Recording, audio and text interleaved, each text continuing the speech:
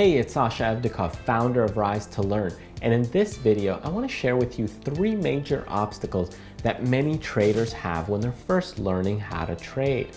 Now, I think it's important to have obstacles and challenges when you're learning to do anything, just like when you're playing hockey or you're playing soccer. You're going to have to fall down a couple times, scrape your knee, maybe trip over your skates, and that way you can move past it and go beyond just running in a straight line. You need to be able to work with people and play with people, and that way you continue to get better. The same thing happens in stock trading. You need to have some failures in order to be successful. Now, there's obstacles that will come your way, and if you recognize what's going to come your way, if you foresee what struggles you're going to have, you might be able to push further and past those obstacles. That way you don't quit. Because the main problem is people quitting. If they scrape their knee when they're 6 or 7 years old when they're playing soccer, they may quit. Oh, it hurt too much. Same thing in stock trading. If there's something that you see and it's just painful, and it's a painful struggle to get over that hurdle, then you might not continue doing it. So if you recognize these 3 obstacles and you foresee them happening, then you might be able to push through the pain and recognize that it's going to happen and they're going to come your way. That way you can continue to push forward and move forward and stick with it to keep and continuing with that motivation. Obstacle number 1 is putting the time and energy into doing this business, into learning how to trade properly. Most people give up very quickly. If, for example, they scrape their knee when they're 6 when they play soccer, it might hurt so much that they quit. And you have to go on and push through that. You have to go past it to continue in doing it. So you got to put the time and energy into it. This business is brutal. It will smack you upside the head. It will hit you on your bottom. And it's the one business where you can actually fire yourself and then rehire yourself all in the same day. Now, if you think about medical school, when you first go to medical school, there's a lot of terminology about the human body and the human anatomy that you have to learn. The terms are different.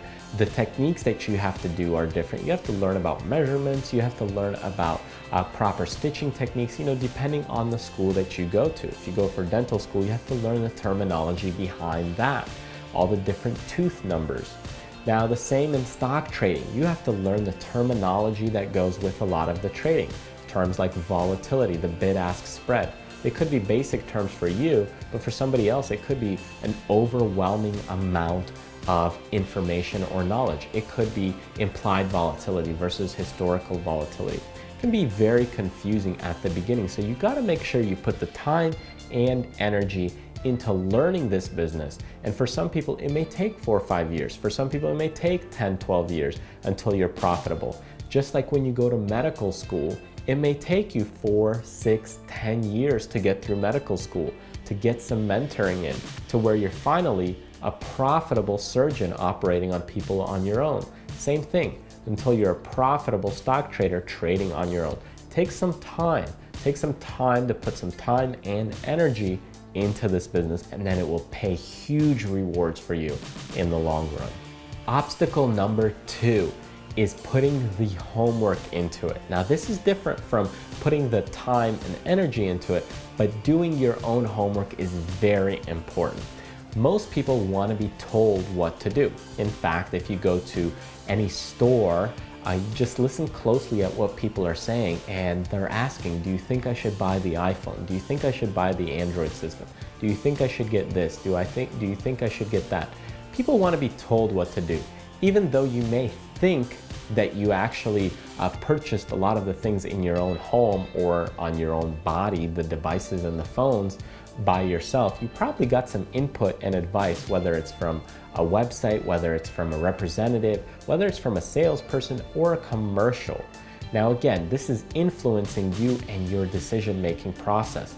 The same thing happens in the stock market. People want to be told what to buy, what to sell, when to buy it, when to sell it, how much shares. They want to be told the exact entries and exits.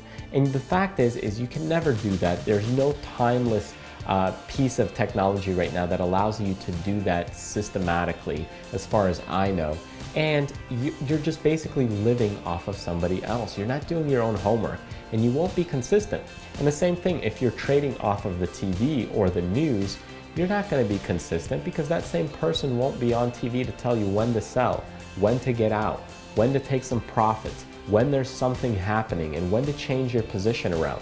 So you got to take things into your own hands. You got to do your own homework and take responsibilities for your actions.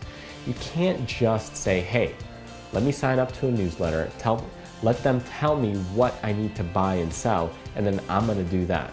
Now you can at the beginning, if you are feeling a connection with somebody, if you relate to their trading style, and if by all means they're teaching you something, then this could be a great thing. If you understand their trading style, if you've read their books, if you connect with them through their video courses or their seminars, then by all means, I think that's fantastic.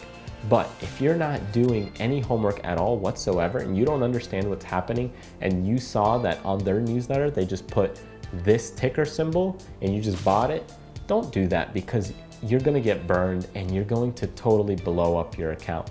You gotta take responsibility for your own actions, and you gotta take responsibility for your own trading account and for your own trades. If you don't want to do that, then you might as well just put your money in a mutual fund or give it into a life cycle fund, and it'll be a lot safer in that direction. So do your own homework if you're looking to trade stocks on your own. And for some of those people that don't do their homework, they probably after a while want you to trade their account for them, because just getting the newsletter is still not enough for them.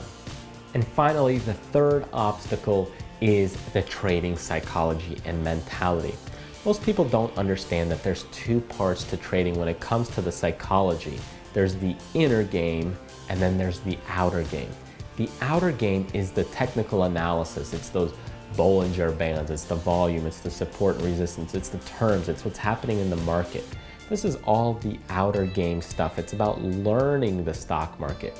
Now, the inner game, on the other hand, for trading is the psychology behind trading. It's how to deal with your emotions. It's how to deal with admitting to you were wrong. It's how to deal with, the fear, the greed, how to handle all these ups and downs that the market gives you. And in fact, the subject is much deeper than most people understand or realize. And in fact, that's why I created my Trader Transformation course directly related to the psychology of trading. And that's the other piece that many people struggle with. It's that inner mentality. It's the inner game of trading and the inner psychology of trading that really kills a lot of people, and they don't understand and recognize what's going on within themselves while they're trading.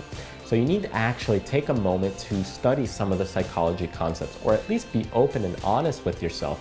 Admit to yourself that, hey, I was wrong this time. Hey, I screwed up. Hey, that trade went bad. What can I do better next time? And a person that can do that can definitely get over some of the hurdles and the obstacles, because you're going to admit that, hey, I was wrong this time and I'm looking to correct it into the future. So those are the three major obstacles that a lot of beginning traders have to go through, and they have to overcome those. So if you're aware of those obstacles, you'll be better off, because you're able to spot what's going to happen. You're able to see, hey, I'm going to scrape my knee right here.